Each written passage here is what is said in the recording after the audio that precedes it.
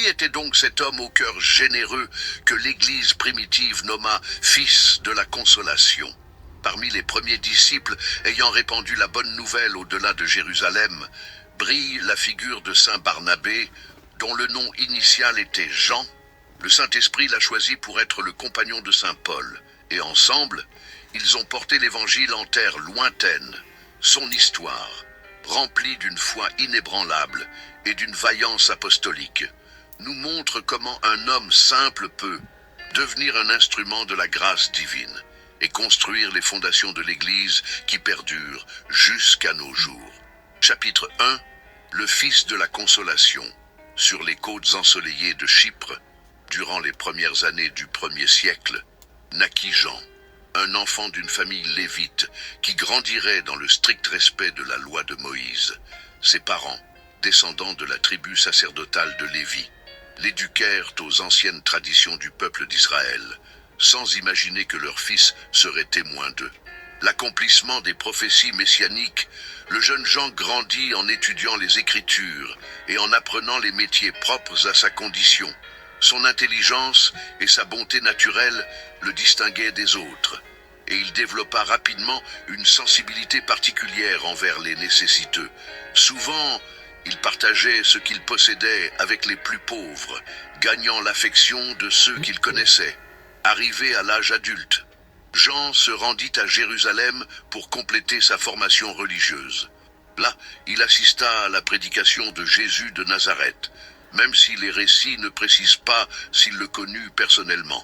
Ce que nous savons, c'est qu'après la résurrection et la Pentecôte, Jean devint l'un des premiers disciples du chemin, comme on appelait alors le christianisme naissant. Les Actes des Apôtres nous racontent comment cet homme, mu par une foi profonde, vendit une terre qui lui appartenait et remit tout l'argent aux apôtres pour qu'ils le distribuent aux nécessiteux. Ce geste de générosité impressionna tellement la communauté que les apôtres lui donnèrent un nouveau nom, Barnabé, qui signifie « fils de la consolation ». Ce nouveau nom révélait l'essence même de son charisme. Barnabé devint celui qui apportait le réconfort du Saint-Esprit à tous ceux qui souffraient, celui qui encourageait les désemparés et réconciliait les ennemis. Sa présence devint un baume pour la communauté chrétienne qui faisait face aux premières persécutions. Un baume, une lumière dans l'obscurité, une présence réconfortante au milieu des épreuves. Chapitre 2. Le défenseur de Paul. L'Église de Jérusalem vivait des jours d'appréhension. Saul de Tarse, le féroce persécuteur des chrétiens, avait semé la terreur parmi les disciples de Jésus. Beaucoup avaient souffert la prison pour sa cause, et d'autres, comme le diacre Étienne, avaient versé leur sang, tandis que Saul approuvait leur martyre. C'est pourquoi, lorsque ce même Saul revint à Jérusalem en disant qu'il s'était converti, après une vision du Seigneur sur le chemin de Damas, personne ne voulait s'approcher de lui. Les disciples se souvenaient trop bien de sa cruauté passée. Les veuves pleuraient encore leur mari emprisonné sur ordre de Saul. Les orphelins tremblaient à l'évocation de son nom. Comment croire que le loup s'était transformé en agneau?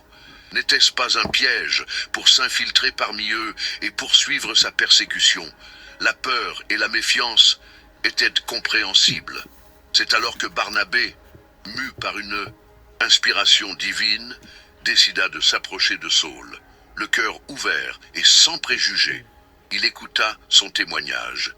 Il regarda au-delà de son passé et reconnut dans ses yeux la sincérité de sa conversion. Il vit en lui non le persécuteur, mais le vase d'élection que le Seigneur avait choisi pour porter son nom aux païens, sans craindre les critiques. Barnabé prit Saul et le présenta aux apôtres. Avec ses mots convaincants et son autorité morale, il leur raconta comment le Seigneur était apparu à Saul sur le chemin et comment celui-ci avait prêché avec courage à Damas au nom de Jésus. L'intervention de Barnabé fut décisive. Grâce à sa médiation, Saul fut accepté dans la communauté. Cette action révèle la grandeur spirituelle de Barnabé, sa capacité à voir au-delà des apparences et à découvrir l'œuvre de la grâce divine, même dans le cœur le plus inattendu. Son geste de confiance changerait à jamais le cours de l'histoire de l'Église, car celui qu'il défendit deviendrait le grand apôtre des païens, Saint Paul, un tournant, un moment clé dans l'histoire du christianisme.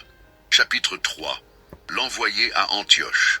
La persécution qui suivit le martyre de Saint-Étienne avait dispersé de nombreux chrétiens hors de Jérusalem. Certains arrivèrent jusqu'à Antioche, la troisième ville la plus importante de l'Empire romain, et là, ils commencèrent à prêcher non seulement aux Juifs, mais aussi aux Grecs. Lorsque la nouvelle de ces conversions parvint aux oreilles des apôtres à Jérusalem, ils décidèrent d'envoyer Barnabé pour enquêter sur ce qui se passait. C'était une mission délicate. Les païens devaient-ils d'abord se convertir au judaïsme pour pouvoir être chrétiens? Était-il licite de les accepter directement dans l'Église? Barnabé arriva à Antioche avec ces questions au cœur, mais ce qu'il trouva dépassa toutes ses attentes. En voyant la grâce de Dieu manifestée en ces païens convertis, son cœur se remplit de joie. Au lieu d'imposer des restrictions, Barnabé confirma l'œuvre que le Saint-Esprit accomplissait. C'était un homme bon, plein du Saint-Esprit et de foi, nous dit l'Écriture. Avec des paroles simples mais pleines d'onction, il exhortait tous à rester fidèles au Seigneur avec un cœur ferme. Sa prédication portait de nombreux fruits, et le nombre de croyants augmentait de jour en jour. Barnabé comprit que la moisson était abondante et qu'il avait besoin d'aide. Il se souvint alors de Saul, celui qu'il avait défendu des années auparavant et qui se trouvait maintenant à Tarse, sa ville natale. Sans hésiter, Barnabé alla le chercher et l'amena à Antioche. Pendant une année entière, tous deux instruisirent une grande multitude. C'est là, sous leur ministère conjoint, que pour la première fois, les disciples reçurent le nom de chrétiens. L'église d'Antioche fleurit grâce au travail de Barnabé et de Saul. C'était une communauté vibrante, où juifs et païens vivaient en fraternité, unis par le même Seigneur. Cette expérience serait fondamentale pour la défense ultérieure que Barnabé ferait de la liberté des païens face à la loi de Moïse, anticipant le concile de Jérusalem. Une fraternité, une unité, au cœur même de la diversité. Chapitre 4. Le premier voyage missionnaire. Le Saint-Esprit parlait dans l'église d'Antioche, tandis que les prophètes et les maîtres jeûnaient et priaient. La voix divine résonna avec clarté. « Séparez-moi, Barnabé et Saul, pour l'œuvre à laquelle je les ai appelés. » Nabi, après le jeûne, la prière et l'imposition des mains, la communauté les envoya prêcher l'Évangile en terre lointaine. Ainsi commença le premier voyage missionnaire, une expédition qui changerait à jamais le cours de l'Église. Ils embarquèrent à Séleucie et naviguèrent jusqu'à Chypre, l'île natale de Barnabé. Une nouvelle aventure, un nouveau chapitre, une nouvelle étape dans la diffusion de la bonne nouvelle. Ils prêchèrent d'abord dans les synagogues de Salamine, suivant la coutume de s'adresser en premier lieu aux Juifs. Puis, ils parcoururent toute l'île jusqu'à Paphos, où ils affrontèrent le magicien Élymas, qui tentait d'écarter de la foi le proconsul Sergius Paulus. Alors, Saul, désormais appelé Paul, rempli du Saint-Esprit, aveugla temporairement le faux prophète, provoquant la conversion du proconsul, émerveillé par la puissance de la doctrine du Seigneur de Chypre. Ils naviguèrent vers l'Asie mineure, atteignant Perge en Pamphylie. Là, Jean-Marc, cousin de Barnabé, qui les accompagnait comme assistant, décida de les abandonner et de retourner à Jérusalem. Cette désertion causera plus tard une douloureuse séparation entre Paul et Barnabé. Les deux apôtres poursuivirent leur chemin jusqu'à Antioche de Pisidie, où Paul prononça un discours mémorable dans la synagogue, expliquant comment Jésus était l'accomplissement des promesses faites à Israël. La prédication connut un succès initial, mais bientôt, la persécution surgit. Les Juifs, jaloux du succès des apôtres auprès des païens, incitèrent les autorités contre eux. Expulsés de la ville, ils se dirigèrent vers Iconium, où de nouveau, ils durent fuir face à la menace de lapidation. Ils arrivèrent alors à Lystre, où Paul guérit un homme boiteux de naissance. Ce miracle provoqua une réaction inattendue. Les habitants de Lystre, des païens idolâtres, crurent que les dieux étaient descendus sur terre. Ils appelèrent Barnabé Zeus et Paul Hermès, et voulurent leur offrir des sacrifices. Les saints apôtres déchirèrent leurs vêtements, horrifiés, et réussirent à peine à empêcher le sacrilège. Cependant, peu après, des Juifs venus d'Antioche et d'Iconium soulevèrent la foule, qui lapida Paul, le laissant pour mort. Barnabé, avec douleur et courage, aida son compagnon à se rétablir, et ensemble, ils poursuivirent leur mission à Derbe, avant d'entreprendre le chemin du retour. Une épreuve terrible, mais la foi les a guidés. Chapitre 5. Le concile de Jérusalem. La joie à Antioche était débordante. Paul et Barnabé étaient de retour de leur voyage missionnaire, avec de merveilleuses nouvelles. Les païens ont aussi reçu la parole de Dieu. Ils racontaient les prodiges que le Seigneur avait accomplis par leur intermédiaire, les conversions, les miracles, les communautés fondées. Cependant, cette joie fut bientôt assombrie par une controverse qui menaçait de diviser l'Église naissante. Certains Juifs convertis au christianisme arrivèrent de Judée et commencèrent à enseigner: « Ô frères, si vous ne vous faites pas circoncire selon la coutume de Moïse, vous ne pouvez être sauvés. » Cette exigence provoqua une grande commotion. Les païens convertis devaient-ils se soumettre à toute la loi juive? La circoncision était-elle nécessaire au salut? Paul et Barnabé s'opposèrent fermement à ces impositions, défendant que le salut vient par la foi en Jésus-Christ, non par les œuvres de la loi. Le différend était si grave que la communauté décida d'envoyer Paul et Barnabé, avec quelques autres, à Jérusalem, pour consulter les apôtres et les anciens sur cette question. Le voyage fut long, et en chemin, ils visitèrent les frères de Phénicie et de Samarie, leur racontant la conversion des païens, ce qui causa une grande joie à tous. À leur arrivée à Jérusalem, ils furent accueillis par l'Église, les apôtres et les anciens.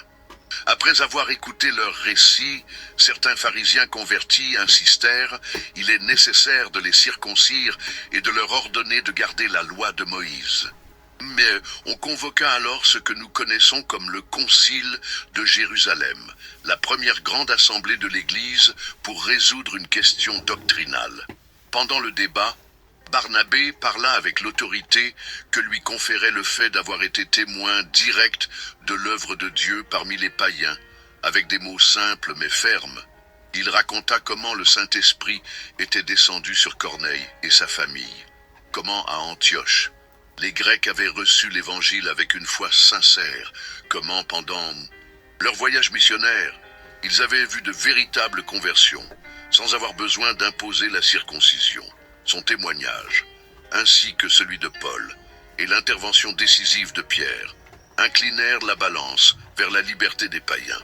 Finalement, Jacques, qui présidait l'assemblée, décréta qu'il ne fallait pas inquiéter les païens qui se convertissaient à Dieu, mais seulement leur demander de s'abstenir de ce qui était souillé par les idoles, de la fornication, de ce qui était étouffé et du sang.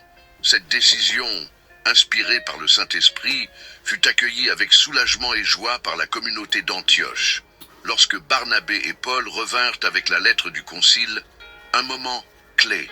Chapitre 6. La séparation de Paul. Après le concile de Jérusalem, Paul et Barnabé restèrent à Antioche, enseignant et annonçant la parole du Seigneur, avec beaucoup d'autres.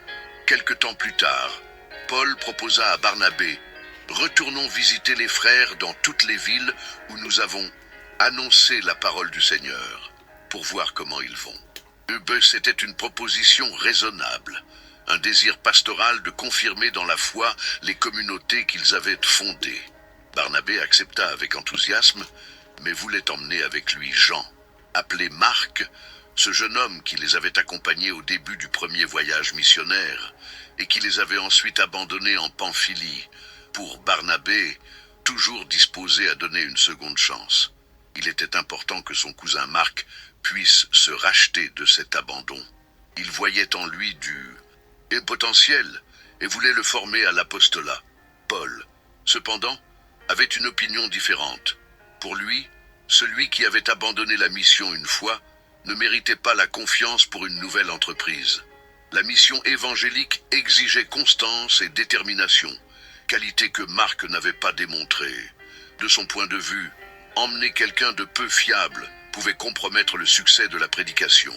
La discussion entre les deux apôtres devint si vive qu'ils décidèrent de se séparer. Ce ne fut pas une rupture de la communion ecclésiale, ni un différend doctrinal, mais un désaccord sur des questions pratiques de la mission.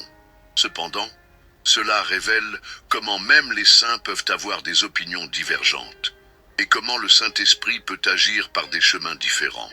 Barnabé, fidèle à son charisme d'animateur et de consolateur, prit Marc avec lui et navigua vers Chypre, sa terre natale.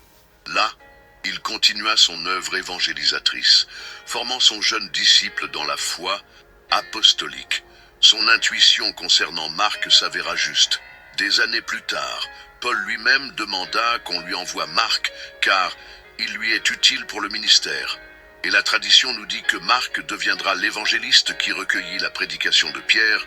Paul, quant à lui, choisit Silas comme nouveau compagnon et, recommandé par les frères à la grâce du Seigneur, partit visiter les communautés de Syrie et de Cilicie. Ainsi, ce qui semblait être un malheur se transforma en bénédiction.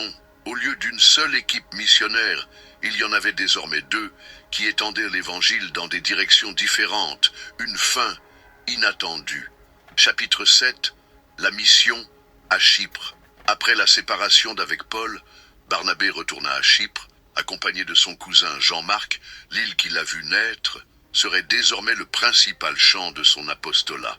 Bien que les Écritures ne nous donnent pas de détails sur cette étape de sa vie, nous pouvons imaginer avec quel amour il évangéliserait sa patrie, marchant sur des sentiers familiers, parlant le dialecte de son enfance, reconnaissant dans chaque recoin les souvenirs de sa jeunesse. Barnabé connaissait bien la mentalité de ses compatriotes, leurs coutumes, leurs doutes et leurs espoirs. Cela lui permettait d'adapter sa prédication pour atteindre leur cœur de manière plus efficace. Dans les synagogues de Salamine, où il avait déjà prêché avec Paul, Barnabé continua d'annoncer que Jésus était le Messie attendu, l'accomplissement des promesses faites au Père. Sa présence sereine et sa parole persuasive gagnèrent de nombreuses âmes au Christ. Il n'était pas un orateur brillant comme Paul, mais son authenticité et la cohérence entre ses paroles et ses actes convainquaient même les plus sceptiques. Les Juifs le respectaient pour sa connaissance de la loi de Moïse, et les païens étaient attirés par sa bonté et la nouveauté de son message de salut. Jean-Marc apprenait auprès de son cousin l'art de l'évangélisation. Barnabé lui enseignait avec patience comment parler en public, comment répondre aux objections, comment organiser une communauté. Il lui transmettait les enseignements qu'il avait reçus directement des apôtres et lui racontait ses expériences aux côtés de Paul. Cette formation serait inestimable pour le futur évangélisateur. Le ministère de Barnabé à Chypre porta des fruits abondants. Dans des villes comme Citium, Amathonte et Solos se formèrent des communautés chrétiennes vibrantes. La tradition nous dit que Barnabé établit son siège à Salamine, où il consacra des évêques et des prêtres pour servir les églises qu'il fondait. Son œuvre apostolique transforma l'île, qui, des siècles plus tard, deviendrait un important centre du christianisme oriental. Chapitre 8. L'Évangile selon Matthieu. Parmi les trésors que Barnabé gardait avec une vénération particulière, se trouvait un rouleau précieux, une copie de l'Évangile selon saint Matthieu, dans son original. Araméen, ce document, écrit par le publicain devenu apôtre, recueillait les paroles et les actes de Jésus avec une attention particulière à sa condition de Messie, héritier du trône de David et accomplissement des prophéties de l'Ancien Testament. Barnabé avait obtenu cette copie pendant son séjour à Jérusalem, peut-être des mains de Matthieu lui-même ou de Jacques, le frère du Seigneur. Il la conservait comme un trésor inestimable et l'utilisait constamment dans sa prédication. Lorsque, lisant aux auditeurs les sermons de Jésus, notamment le sermon sur la montagne. Beaucoup étaient profondément émus en écoutant ces béatitudes et cette nouvelle interprétation de la loi fondée sur l'amour. Lors de ses voyages, Barnabé emportait toujours cet évangile avec lui. Il le lisait lors des réunions des fidèles, l'expliquait avec simplicité et profondeur, l'utilisait pour former les nouveaux convertis à la doctrine du Seigneur. Pour lui, ce texte était la mémoire vive de Jésus, une source inépuisable de sagesse et un critère sûr pour discerner la vraie foi des fausses interprétations qui commençaient déjà à apparaître. Jean-Marc a pris beaucoup de ce contact avec l'Évangile selon Matthieu. Bien qu'il écrirait plus tard son propre Évangile, principalement basé sur la prédication de Pierre, la familiarité avec le texte de Matthieu influença sans aucun doute sa compréhension de la personne et du message de Jésus. Barnabé agissait ainsi comme un pont entre la première génération d'apôtres et les nouveaux évangélisateurs. La tradition raconte que Barnabé faisait des copies de cet évangile pour les laisser dans les communautés qu'il fondait, dans un monde où les livres étaient rares et précieux. Ces copies devenaient le centre de la vie communautaire. Les fidèles se réunissaient pour écouter la lecture de l'évangile, méditer ses enseignements et nourrir leur foi avec le pain de la parole, avant de partager le pain eucharistique. Chapitre 9. Le martyr. En l'an 61 de notre ère, alors que la persécution de Néron n'avait pas encore commencé à Rome, Barnabé poursuivait son œuvre apostolique à Chypre. Il était retourné à Salamine, la principale ville de l'est de l'île, où sa prédication avait connu un grand succès des années auparavant. La communauté chrétienne y était déjà nombreuse, mais l'opposition de certains juifs zélés qui voyaient dans le christianisme une menace pour leur tradition grandissait également. Barnabé prêchait dans la synagogue avec l'autorité que lui conféraient ses années de service et sa profonde connaissance des Écritures, avec douceur, mais sans crainte. Il expliquait comment Jésus était le Messie annoncé par les prophètes, comment sa mort et sa résurrection avaient inauguré la nouvelle alliance, comment le Saint-Esprit était désormais répandu sur toute chair, sans distinction entre juifs et païens. Ces paroles mirent en fureur un groupe de juifs radicaux, originaires de Syrie, qui étaient arrivés à Salamine. Ils considéraient Barnabé comme un traître aux traditions des pères et décidèrent d'en finir avec lui. Profitant d'une fête païenne qui se célébrait dans la ville, lorsque de nombreux étrangers remplissaient ses rues et que le tumulte pouvait dissimuler un crime, ils ourdirent leurs plans. Ce soir-là, Barnabé avait prêché avec une onction particulière. Ses paroles sur l'amour de Dieu manifesté en Christ avaient ému de nombreux cœurs. En sortant de la synagogue, accompagné de Jean-Marc et de quelques fidèles, il fut abordé par un groupe d'hommes qui simulaient un intérêt pour son message. Ils le conduisirent avec ruse aux portes de la ville, vers le temple de Zeus, sous prétexte de vouloir l'écouter dans un endroit plus calme. Une fois là, loin des regards indiscrets, ils ôtèrent leurs masques, avec des cris de haine, l'accusant de blasphème et de corrupteur du peuple. Ils se jetèrent sur lui. Barnabé n'opposa aucune résistance. Comme son maître devant Pilate, il garda le silence face aux fausses accusations. Jean-Marc tenta de le défendre, mais il fut repoussé avec violence, tandis qu'il contemplait horrifié comment on lapidait son cousin et maître bien-aimé, sous la pluie de pierres. Barnabé leva les yeux vers le ciel et, selon la tradition, ses derniers mots furent « Seigneur Jésus, reçois mon esprit ». Ainsi, le Fils de la consolation rendait son âme à celui qui l'avait appelé à être apôtre. Son corps, meurtri par les pierres, fut traîné hors de la ville et jeté sur un bûcher pour être brûlé. Chapitre 10. Les miracles de Saint Barnabé. Durant ses voyages apostoliques, Barnabé n'emportait pas seulement la parole de Dieu, mais aussi le pouvoir guérisseur du Saint-Esprit. Bien que les actes des apôtres ne relatent pas explicitement les miracles accomplis par Barnabé, la tradition de l'Église et les récits des communautés qu'il évangélisa conservent le souvenir de nombreux prodiges accomplis par son intercession. À Paphos, lors de son premier voyage missionnaire, avec Paul, un vieil homme aveugle, touché par la prédication, s'approcha avec foi, implorant le don de la vue. Barnabé, ému par sa foi simple, posa ses mains sur ses yeux éteints, invoquant le nom de Jésus. Instantanément, le voile des ténèbres se dissipa. L'aveugle commença à voir, d'abord des ombres floues, qui progressivement se transformèrent en images nettes. Sa première vision, le visage serein de Barnabé, illuminé par un sourire de compassion. À Iconium, une mère désespérée présenta son fils, paralysé depuis sa naissance. L'enfant, d'une dizaine d'années, n'avait jamais marché. Ses jambes atrophiées semblaient incapables de le soutenir.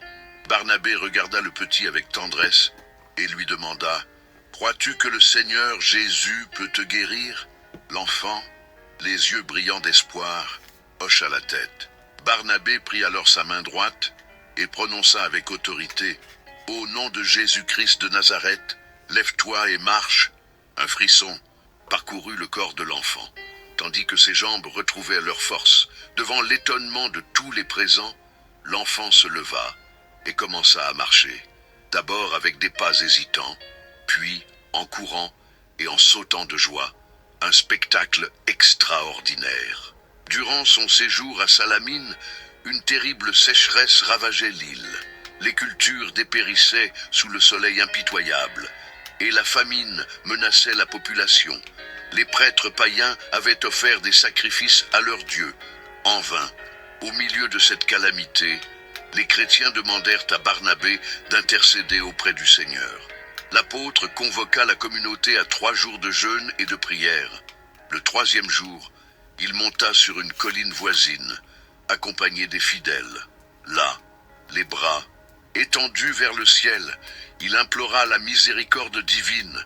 Alors que le ciel était dégagé au début de leur prière, des nuages noirs se formèrent rapidement, obscurcissant le firmament. Avant même la fin de leur prière, une pluie abondante, mais douce, commença à tomber, imbibant la terre asséchée et rendant l'espoir aux habitants de l'île, un miracle de la nature. Peut-être le plus remarquable de ces miracles survint à Citium, où une jeune femme, possédée par un esprit impur, terrorisait les habitants par ses cris et ses convulsions. Personne n'osait s'approcher d'elle. Elle restait enchaînée aux portes de la ville. Lorsque Barnabé arriva et entendit parler d'elle, il demanda à être conduit en sa présence. À la vue de l'apôtre, l'esprit malin se mit à crier par la bouche de la jeune femme. « Qu'as-tu à faire avec moi, serviteur du Dieu Très-Haut? Es-tu venu me tourmenter avant le temps ?»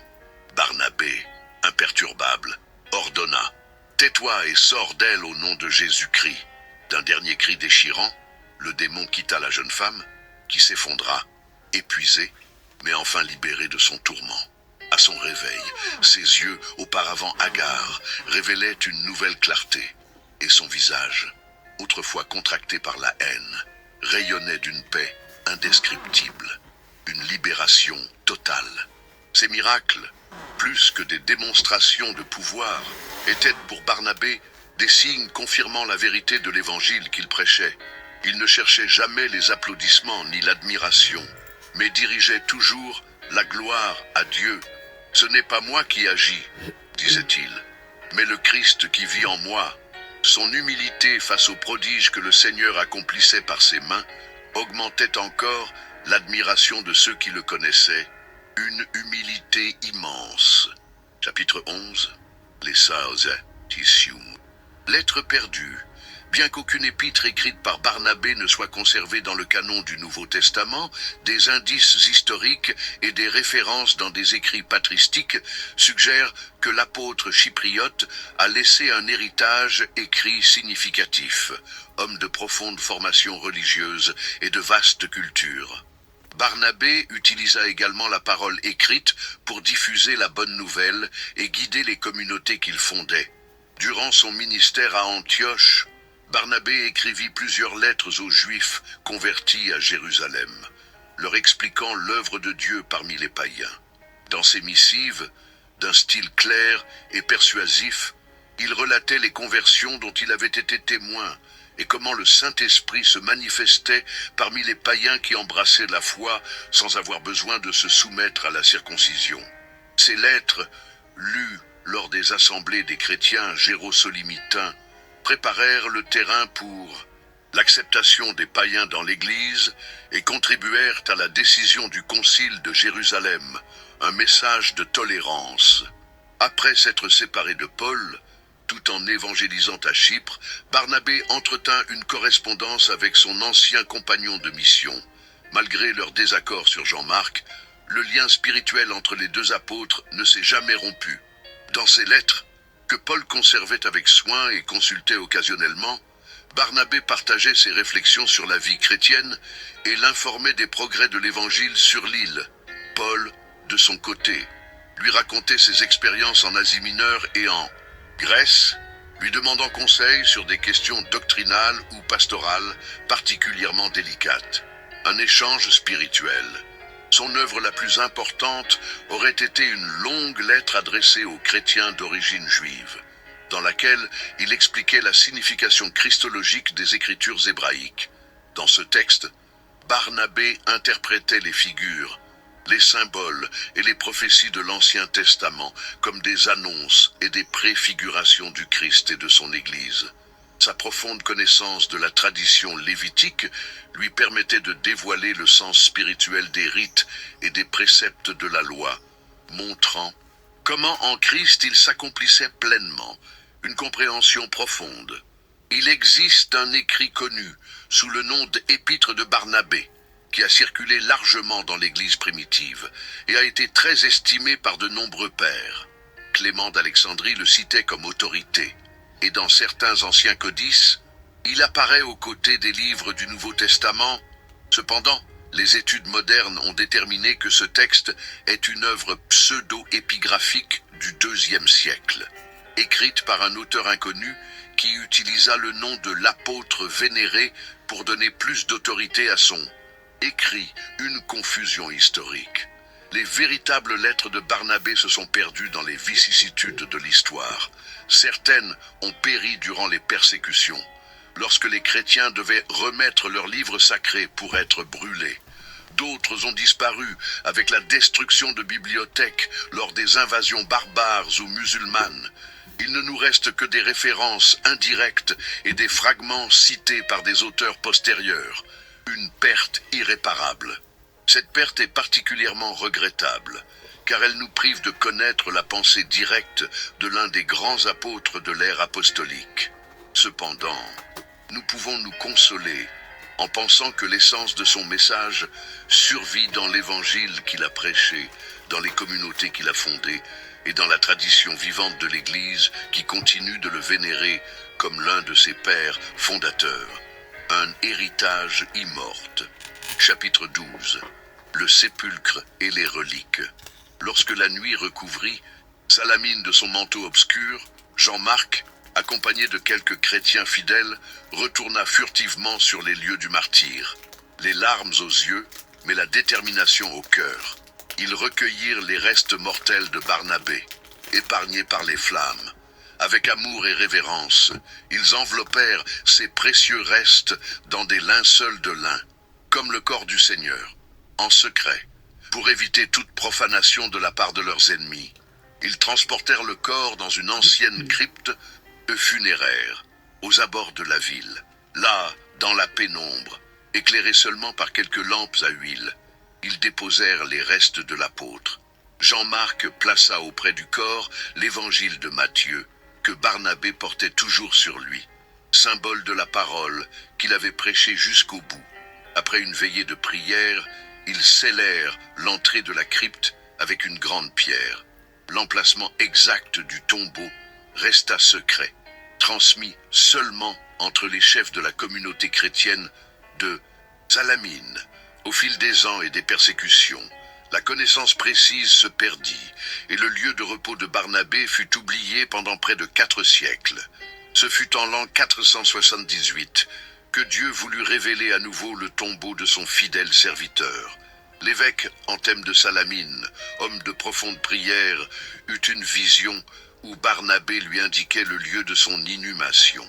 Suivant cette révélation, il organisa des recherches qui aboutirent à la découverte miraculeuse de la crypte funéraire.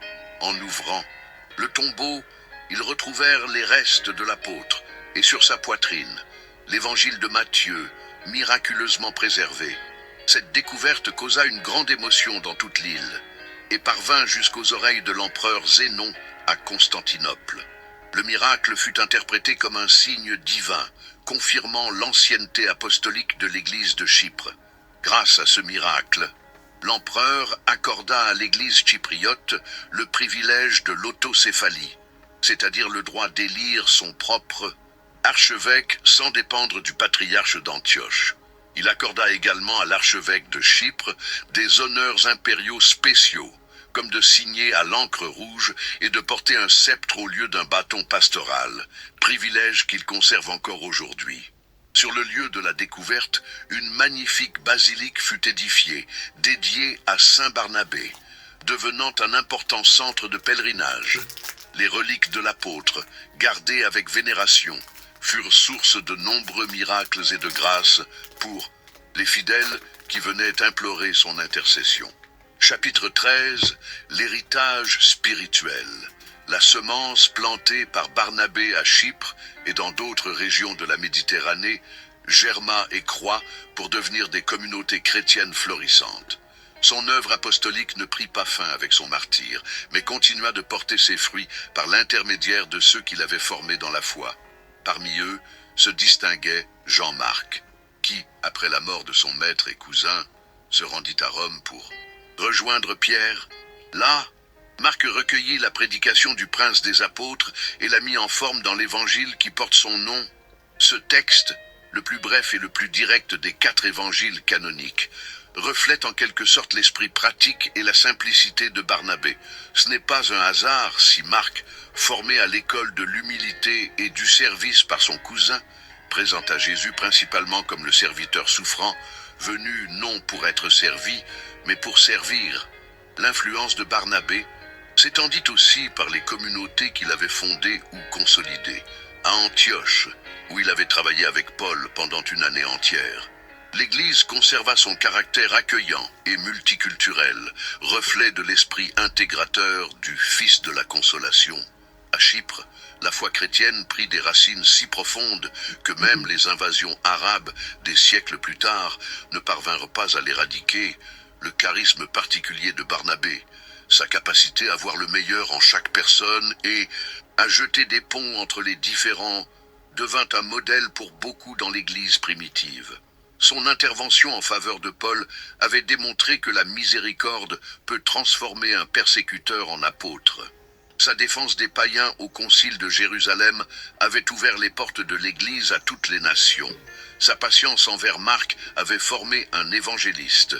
L'Église honore la mémoire de Saint Barnabé chaque 11 juin.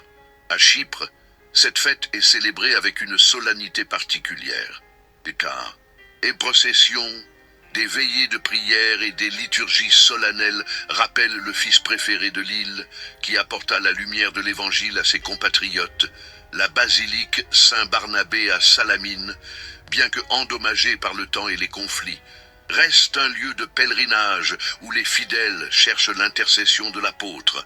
L'exemple de Barnabé continue d'inspirer aujourd'hui ceux qui œuvrent pour l'unité des chrétiens, les missionnaires qui portent la bonne nouvelle dans des terres lointaines, tous ceux qui croient en la capacité de transformation du pardon.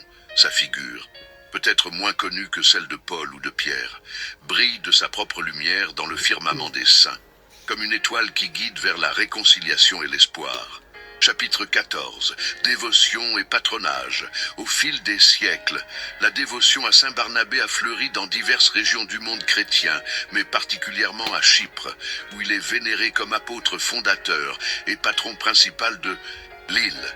Cette dévotion, qui commença avec le culte de ses reliques après la découverte miraculeuse de son tombeau, a perduré à travers les siècles, survivant même à l'occupation ottomane et aux divisions politiques et religieuses qui ont marqué l'histoire chypriote. La basilique construite sur sa tombe à Salamine devint un important centre de pèlerinage à l'époque byzantine. Des pèlerins de tout le Levant venaient vénérer ses reliques et implorer son intercession. Les malades cherchaient de la guérison. Les pêcheurs lui demandaient protection contre les tempêtes. Les paysans imploraient la pluie pour leur récolte. Et tous trouvaient en Barnabé un puissant intercesseur devant le trône de Dieu. De nombreux miracles furent attribués à son intercession. On raconte que lors d'une invasion arabe au 7e siècle, lorsque des pirates sarrasins débarquèrent près de Salamine avec l'intention de piller la basilique, un épais brouillard couvrit soudainement les lieux, désorientant les envahisseurs qui finirent par se perdre dans les marais voisins. Les fidèles n'hésitèrent pas à attribuer ce prodige à la protection de leur saint patron. Dans la tradition populaire, saint Barnabé est invoqué comme avocat dans les causes difficiles, particulièrement en cas de discorde familiale ou communautaire. Son charisme de fils de la consolation et son rôle historique de médiateur entre juifs et païens dans l'Église primitive lui ont valu d'être considéré comme le patron de la réconciliation. Beaucoup font appel à lui lorsqu'ils ont besoin de rétablir la paix dans leur foyer ou leur communauté. Il est aussi le patron des éducateurs chrétiens, pour son œuvre formatrice auprès de Jean-Marc et d'autres disciples. Les catéchistes et les enseignants de religion l'invoquent pour obtenir la patience et la sagesse nécessaires à leur tâche de transmettre la foi aux nouvelles générations. Dans des temps plus récents, le mouvement œcuménique a redécouvert la figure de saint Barnabé comme un modèle de dialogue et d'ouverture, sa capacité à jeter des ponts entre différentes cultures et traditions, sa vision inclusive de l'Église et son engagement pour l'unité des croyants en font une référence inspirante pour ceux qui œuvrent à la réunification des chrétiens. Ainsi, la mémoire de ce lévite chypriote qui a donné ses biens aux pauvres et sa vie à l'évangélisation reste vive et féconde.